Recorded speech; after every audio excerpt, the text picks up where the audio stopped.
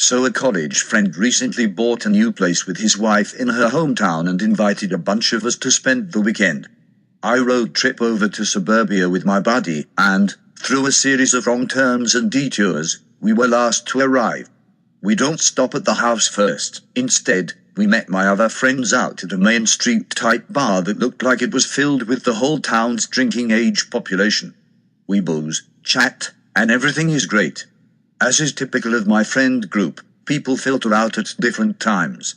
Everyone is heading back to the couple's house for extended shenanigans. I'm many drinks deep at this point and chatting up a few people, so I'm the last to leave. I'm not too concerned because apparently, we are only a few miles away from my buddy's place. I text for the address, order an Uber, go outside and wait. It's pouring and at least 10 other people are waiting for cars. I see a black Camry pull up on my app, see the black Camry on the corner, run over and ask the driver if it's my car, hear an inaudible mumble that sounds like yes, decide that's good enough for me, and jump in. We get into a 5-minute convo about how terrible the weather is while we drive to my friend's house. The driver stops at a generic suburban house with a long driveway, says this is you, and I get out. It's pouring harder.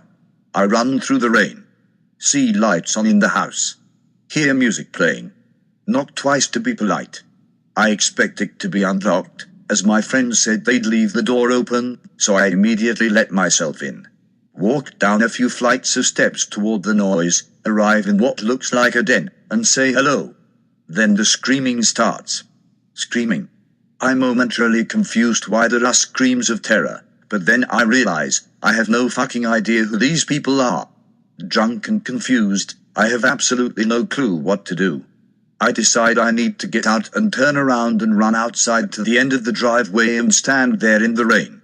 I look down at my phone to text my friends and notice I have several missed calls.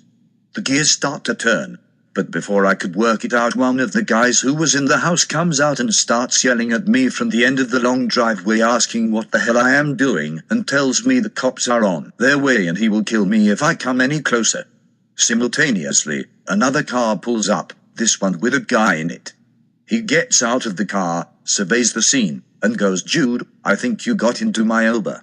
Finally, everything makes sense. Now while I'm explaining what happened to the new arrival so he could tell his friends I'm not a murderer and just a drunk asshole, the cops arrive. Luckily, they all got a kick out of it.